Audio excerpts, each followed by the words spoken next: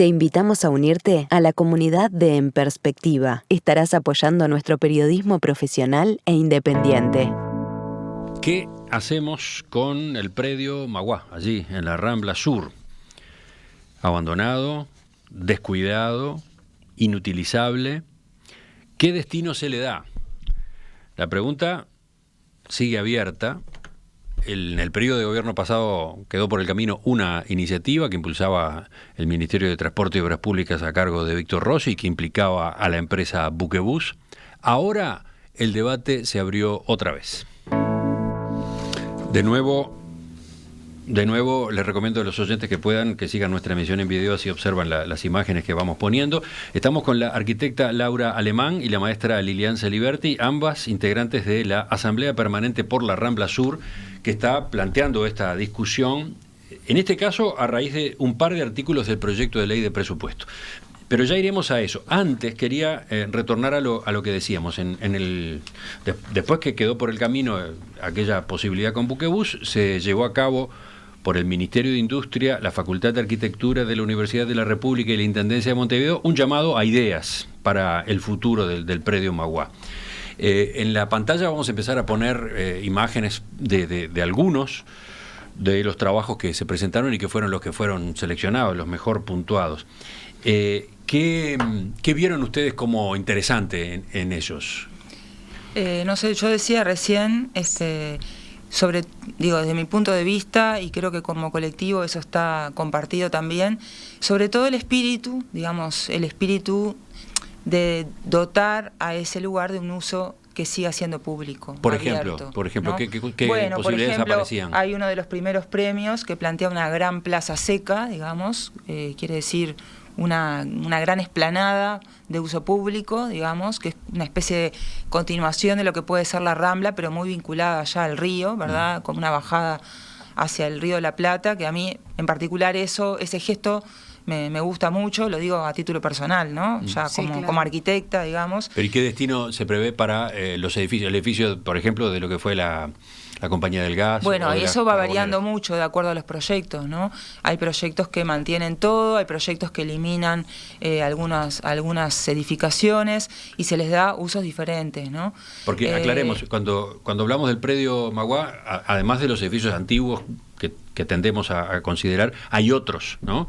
Más recientes. Sí. Varios de ellos, evidentemente, sin mucho valor arquitectónico, ¿no? Sí, yo no pondría el foco justamente en las edificaciones, porque para mí aquí, digamos, el valor patrimonial de ese enclave trasciende ampliamente lo que son esos edificios, ¿verdad? Más allá de que tienen su valor, digamos, y cuando uno visita ese lugar, cuando se abrió hace unos meses, en aquel evento que se hizo, Abre Magua, ¿verdad? Que pudimos ver de cerca lo que son esas construcciones, realmente hay un patrimonio construido ahí muy interesante, muy importante, hasta desde el punto de vista constructivo, ¿no? De los propios muros, de las propias instalaciones. Pero hay algo que va más allá de eso, ¿verdad? Que es lo que decíamos hace un rato. Digamos, el valor patrimonial de ese lugar es justamente su situación geográfica, su cercanía con el centro y con la ciudad vieja, su carácter de integrador social, es el cielo, es el atardecer, es el río, es decir, es ese lugar con todas las variables que tiene, no es simplemente tal o cual edificio. Entonces, creo que eso admite la posibilidad de, como se dio en estos proyectos, de mantener algunos o no mantener otros de los edificios que están allí presentes, ¿verdad? De hacer diferentes propuestas a partir de eso, ¿no? Que conserva así buena parte de los edificios. Después hay otro muy interesante que plantea una especie de bosque, de gran parque muy arbolado en ese lugar. Es todo lo contrario, digamos, absolutamente verde. Sí, que es un proyecto que en sus premisas está muy cerca de algunas cosas planteadas por nuestro colectivo, ¿verdad? Y me refiero sobre todo a las bases conceptuales, ¿no? No me refiero estrictamente a la formalización final, ¿no? Uh-huh. Es decir, por la Rambla Sur no se ha comprometido con ninguno de estos proyectos, porque además no corresponde, ¿verdad? Lo que sí se ha comprometido con las premisas que están en la base de este concurso, ¿no? Hay uno de ellos que integra el predio Magua con el gasómetro. Exacto. Hace un pasaje por arriba de la Rambla incluso, sí, ¿no? Sí. Porque claro, el gasómetro de algún modo forma parte de ese ecosistema. Sí, yo creo que en ese panorama de propuestas que se aprobaron y de las que no fueron premiadas, hay un poco de todo. Digo, nosotros hemos mirado todos, digamos, algunos nos gustan más, otros, yo soy crítica con otros, por ejemplo, eso que mencionás de la pasarela, me parece que hay cosas muy artificiales o muy forzadas también que se plantearon, ¿no? Me parece que lo que hay que rescatar de aquí es la convocatoria, las bases sobre las que se hizo la convocatoria, la encuesta que se hizo antes, ¿verdad?, que generó que más o menos 850 personas montevideanos dijeran qué querían para allí y qué no querían, ¿verdad?, que se tradujo justamente en un impulso justamente al carácter público de ese lugar y el rechazo a versiones alternativas como el shopping, el Hotel 5 Estrellas, etcétera, ¿no? Bueno, y acá llegamos a uno de los puntos críticos. En el nuevo gobierno, el que se instaló el 1 de marzo, a cargo del Ministerio de Industria, Energía y Minería está el ingeniero Omar Paganini. Y él ha comentado que aquellas ideas que salieron del llamado del periodo pasado son difíciles de aplicar porque no especifican su financiamiento. Sí. Acá llegamos al punto, claro, decía yo, crítico, determinante, ¿no? Pueden estar muy buenas algunas de estas propuestas, pero ¿y cómo se las lleva a la práctica? Es que no es un punto crítico, por lo menos para nosotros. No es un punto crítico porque nosotros creemos que con muy poco dinero y un poco de imaginación se puede rescatar ese lugar. ¿Poco dinero? Sí, claro, porque es mucho más sencillo de lo que parece. Nosotros estamos insistiendo hace meses para que se abra el predio, para que poco a poco se vaya generando una apropiación colectiva de ese espacio. Eso está vinculado a la posibilidad de limpiar, de abrir, digamos, y de generar allí, para empezar, un gran espacio público. Digamos, no se necesitan millones de dólares para rescatar ese lugar. Y ahí es donde, por la Rambla Sur, está instalado como colectivo, digamos, de una manera muy firme. Digamos, hay que... Pero por ejemplo, sí, ¿qué se haría con el viejo edificio de la compañía del gas? Ahí bueno, estamos hablando de un inmueble amplio, grande, sí, muy deteriorado, ¿no? Ni que hablar con las carboneras, que ni techo tienen, bueno, y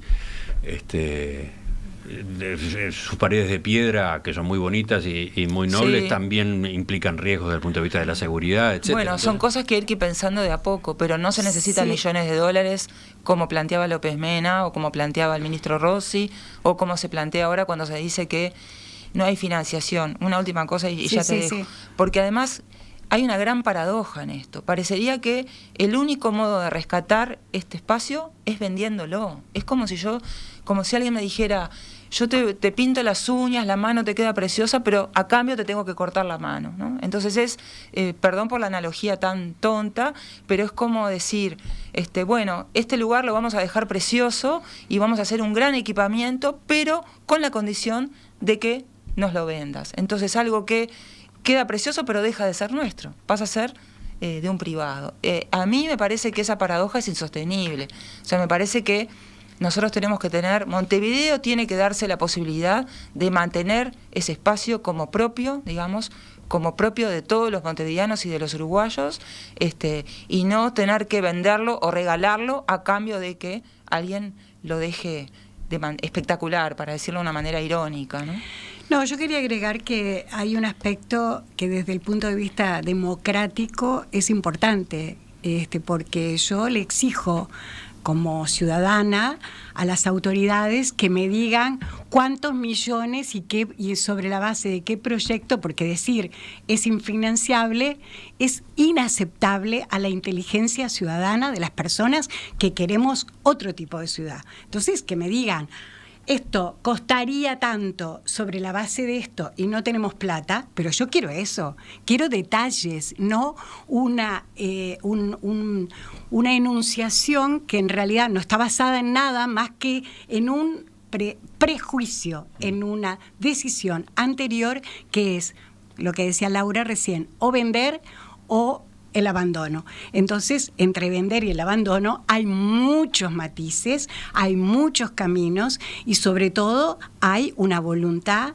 inteligente de decir, bueno, si queremos esto público, veamos cuáles son los costos. Y después, efectivamente, yo como ciudadana puedo estar en contra, pero quiero tener una conversación inteligente y no prejuiciada. Pero, por ejemplo, hay que entender entonces que ustedes se pronuncian porque ese predio sea una especie de plaza, una gran plaza pública. Y punto, no más que eso. Puede haber otras cosas. Es una posibilidad, es la posibilidad más simple, más inmediata, más directa, pero bueno, de ahí para arriba, ¿no? Pero suponiendo que fuera una plaza pública, un parque, porque es grande, es tan grande que puede pensárselo en términos de parque. De parque, claro. ¿Ustedes admitirían que allí se instalaran, por ejemplo, no sé, bares, restaurantes? Y hay que pensarlo. Seguramente además el público los necesitaría, esa es otra historia, ¿no? Obviamente. Tendría que haber servicios ahí. Servicios necesarios como para que eso tenga algún sentido, ¿no? Acá hay un problema... Porque esas concesiones a su vez permitirían obtener ingresos. Sí, yo creo que... Quiero entender en qué punto están ubicados ustedes, ¿no? Nosotros por ahora estamos ubicados en este momento concreto en la oposición a la venta o a la posibilidad de venta. Eso es clarísimo. Respecto a qué se puede hacer, puede haber como muchas discusiones abiertas posibles en función de proyectos concretos y en función de diálogos, como decíamos, más centrados, si estamos de acuerdo en esto, en decir, bueno, vamos a ver de qué manera ese espacio se convierte en un espacio de apropiación ciudadana para dinamizar un espacio de encuentro que la ciudad siempre lo necesita. Entonces, y sobre eso veamos qué proyectos. Nosotros no tenemos, somos un colectivo en realidad ciudadano, no tenemos una propuesta, decir, bueno, lo que sí queremos es que eso se abra, que se presenten iniciativas de recuperación que hagan posible ese espacio público. ¿Algo más para agregar en este sentido? Con respecto a lo que decía Liliana hace un rato de la falsa oposición o falsa dicotomía, ¿no? Que muchas veces se nos dice, no solamente a nosotros, sino muchas veces cuando se intenta frenar, ¿no? Por ejemplo, en este caso la venta del predio Magua, bueno, otras cuestiones patrimoniales, se habla, ¿no? del palo en la rueda, de que se frena el progreso. Tengo una cantidad de mensajes de oyentes. Imagino, por eso me adelanto a eso. Dos aclaraciones. Sí. Primero, una cantidad de mensajes. Sí. O sea, el tema interesa. Eso es muy bueno. No pasa con todas las entrevistas la cantidad de mensajes que están llegando. Dos, buena parte de ellos hablan de eso, palo en la rueda. Perciben en ustedes, en la actitud de ustedes, un bloqueo que contribuye en definitiva a que ese lugar de la Rambla siga quién sabe por cuánto tiempo en las condiciones en las que sabemos que está. Esa palabra bloqueo me viene muy bien, porque justamente de eso iba a hablar. El bloqueo proviene justamente de la falsa oposición. No lo digo yo, lo dijo Bá Ferreira hace muchos años, ¿verdad? A principios del siglo XX. Es decir, el bloqueo proviene de plantear las cosas como una falsa dicotomía. Exacto. Donde hay dos polos y no se puede pensar en nada intermedio. Entonces, como ni la venta, ¿verdad?, ni la ruina, entonces nos quedamos en cero, y eso es lo que produce el bloqueo, ese discurso, ¿verdad?, en el cual se plantean esos dos extremos irreconciliables. Yo quisiera pensar que vender o regalar ese predio no es la única solución para rescatarlo, porque vuelvo al punto inicial, es una gran paradoja, que para rescatar algo yo tenga que deshacerme de él. Es como que para seguir existiendo ese lugar tiene que dejar de existir, ¿no? Ahí se plantea un nudo conceptual que me parece que hay que desatarlo de una vez, y hay que plantear que, bueno, desde por la Rambla Sur decimos ningún palo en la rueda, nada de frenar el presunto progreso, porque hay que empezar también a examinar o poner lupa en algunas ideas, ¿no? Cuando se habla de, bueno, la rueda, el progreso, ¿de qué estamos hablando? ¿Hacia dónde queremos progresar? ¿Hacia una ciudad que tenga una Rambla privada? Yo espero que no, eso para mí está lejos de el progreso, digamos, ¿no? Queremos hoteles all inclusive. Exacto. En la Rambla, queremos cuestiones que están pasando lamentablemente en el Caribe, en otras partes del mundo. Tenemos una Rambla de la que tenemos que estar orgullosos porque es muy singular, muy difícil de encontrar algo así en el mundo, ¿no? Entonces me parece que en vez de empezar a destruirla, tenemos que empezar o seguir cuidándola, podríamos decir, ¿no? Enseguida quiero retomar por acá la entrevista. Y siguen cayendo los mensajes. Es muy loable la posición de oposición a la venta, pero si no hay alternativas cuando te que se dicen puedan loable, ya te están diciendo que eso es enseguida viene la otra parte, ¿no? Es muy loable la posición de que no se venda, pero si no hay alternativas que puedan ejecutarse financiadas, el lugar quedará así por muchos años más. No venderlo está bien, pero hay que proponer opciones. Bueno, ya volvemos. Enseguida llega la última parte de este reportaje. El destino del llamado Predio Maguá, en la Rambla Sur. Otra vez en entredicho. Ahora, ante la posibilidad de que el gobierno de Luis Lacalle Pou lo entregue en concesión o incluso lo venda como parte de su plan para sacarlo del abandono en que está hace décadas. La idea es darle un destino útil. La Asamblea Permanente por la Rambla Sur está propiciando una discusión en torno a esta alternativa sobre la postura que tiene este colectivo de vecinos y académicos. Estamos conversando esta mañana con dos de sus integrantes, la arquitecta Laura Alemán y la maestra Lilian Celiberti. Lilian había quedado con algo por agregar en el bloque anterior. Sí, yo quiero poner algunas consideraciones que tienen que ver con lo ambiental, que en general no están en el imaginario colectivo de forma muy profunda y que forma parte de algunos de los debates actuales respecto a las construcciones sobre costa, al tipo de intervenciones en un momento en que el cambio climático también amenaza, y es una amenaza casi de colapso que está planteada a nivel del mundo, con grandes tendencias y debates académicos, científicos, etcétera, y que no está presente para nada cuando se habla de vender. También es como dejar que un privado decida el destino, no de ahora, no para esta generación, para las generaciones futuras, porque en realidad la consideración de lo ambiental tiene que ver con cómo pensamos el presente, pero también el futuro del desarrollo de la ciudadanía, de las ciudades, etcétera. Entonces, a veces hay ridiculizaciones respecto al ambiental, ponemos 3 plantitas y entonces se quedan conformes, y en realidad es un tema complejo, serio, profundo y urgente. No es algo que está en la cabeza de 4 locos que no tienen más nada que pensar que defender el árbol. Yo no decía, es así. El presidente de Lacalle Pou está decidido a darle un destino útil a ese espacio. Hace unos días en una actividad que organizaron las gremiales de la construcción, por el Día de la Construcción, lo comentaba en estos términos. ¿No vamos a dejar frenados ese lugar tan privilegiado de la ciudad y que no haya una obra y que crezca y que no haya infraestructura y que no le dé vida al barrio? Yo no estoy dispuesto. Y así como digo, el dique Maguá, con la explotación que sea, ya sea en oficinas, sea en vivienda o se le anexe un puerto, hay que no dejarse tentar por aquellos impulsos que son quédate quieto, no tengas problemas.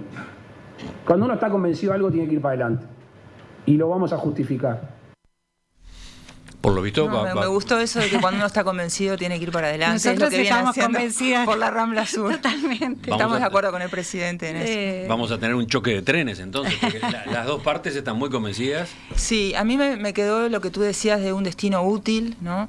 Yo creo que hay que otra vez, ¿no? El tema de las palabras, la utilidad, ¿no? En términos de, bueno, ¿útil para quién? ¿Para quién sería útil instalar vivienda y oficina en ese lugar, verdad? ¿Para todos los montevideanos? ¿Para un sector? ¿Para el inversor de turno? A ver, ¿para quién es la ciudad? ¿Para quién es la Rambla? ¿No? ¿Para quién es el espacio público? Me parece que hay que empezar a pensar un poco en todo eso, y ahí retomo algo que planteaba Lilian recién con respecto a la responsabilidad que implica actuar en el territorio, ¿no? El tema de las futuras generaciones y todo eso, el tema de la huella territorial. Cualquier cosa que hagamos en ese punto tiene que ser muy bien pensada, porque no va a ser algo reversible o fácilmente desmontable. Una vez que se ocupa ese lugar y se hace una operación importante, como las que se han estado pensando, eso se instala allí y queda para el futuro. Entonces, no estamos decidiendo,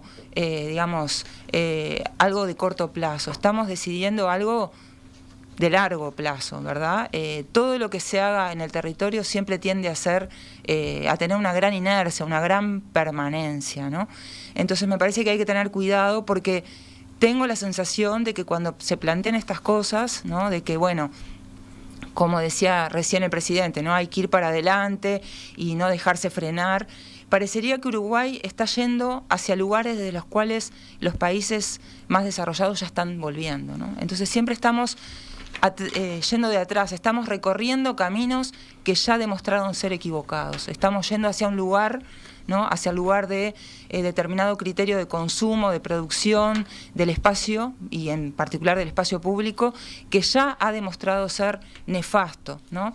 Ya muchas ciudades del mundo están tratando de revertir, de desmontar esos errores, y nosotros estamos yendo hacia ahí. Es como si no tuviéramos la capacidad de aprender de los errores ajenos, ¿no?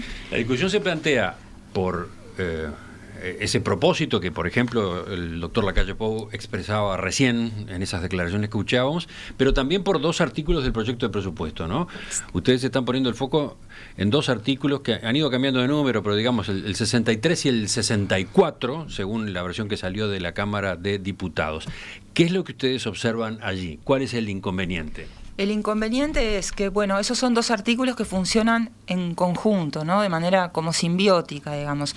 El primero de ellos plantea que, bueno, determinados organismos del Estado, ¿no? De administración central, servicios descentralizados, etcétera, entes autónomos, van a poder, plantear cuáles son los inmuebles que tienen como en su poder para que a partir de allí el Poder Ejecutivo declare cuáles son prescindibles. Sí, se crea el programa de racionalización de uso de bienes exacto. inmuebles del Estado, que es una asignatura pendiente, ¿no? El Estado está cargado de inmuebles que no utiliza, que están deteriorándose, la palabra deterioro aparece todo el tiempo, que generan gastos y que podrían servir, ¿no?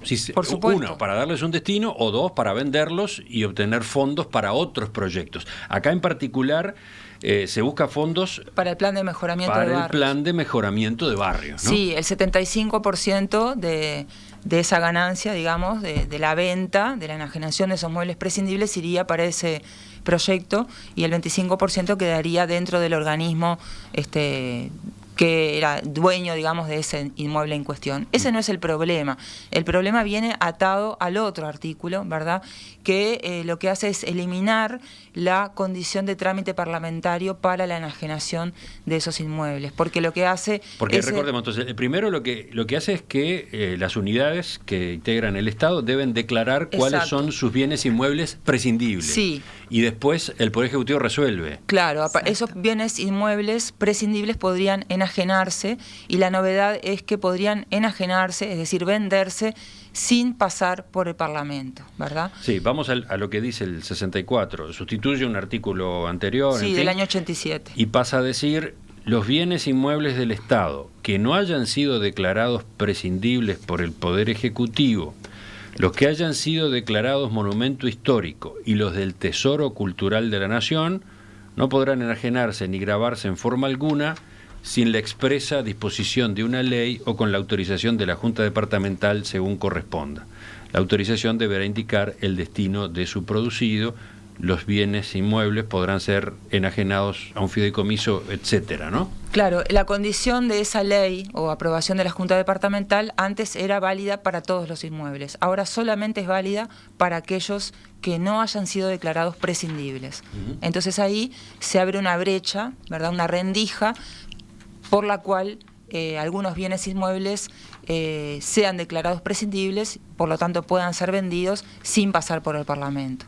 Que fue justamente el trámite parlamentario, esa condición fue lo que permitió frenar, digamos, la venta del predio Magua hace un par de años, ¿verdad? O sea que lo que ustedes imaginan es que esta disposición podría utilizarse para que el predio Magua fuera declarado prescindible. Exactamente, así lo dijo el ministro de Industria. Y luego vendido, sí, claro. Y luego vendido sin que se necesitara una ley. El propio ministro de Industria dijo que era un bien pasible de enajenación, más allá de su condición de monumento histórico. Bueno, pero ahí estamos. Sí. Una de las condiciones que establece el artículo que estábamos leyendo es ¿qué pasa si es monumento histórico? Si es monumento histórico, no queda abarcado. Lo que pasa debe que entonces sí tener una ley que habilite la venta. la condición de monumento histórico la otorga y la quita la Comisión Nacional de Patrimonio, ¿verdad? Que es una comisión integrada en gran parte por representantes del propio Poder Ejecutivo. Entonces, más allá de que el predio Magua en este caso tenga una declaratoria de monumento histórico nacional, eso rápidamente se puede revertir, se puede desafectar, así se llama técnicamente, ¿verdad? Se puede desafectar el inmueble y de un día para el otro puede dejar de ser monumento histórico si el Poder Ejecutivo así lo requiere. ¿Y ustedes se imaginan que puede pasar eso? Pero además, que el predio Magua un día sea declarado por fuera de la condición de por monumento supuesto, histórico. ha pasado con muchos monumentos históricos. Exacto. Pero Y teniendo además, en cuenta toda la discusión que está planteada, teniendo pero, en cuenta toda la sensibilidad que hay en torno al asunto, ¿puede ocurrir algo así? Puede ocurrir, sí. pero además hay una cuestión que tiene que ver con el propio procedimiento democrático, ¿no? O sea, pensar que el Estado no es de un gobierno, ¿no?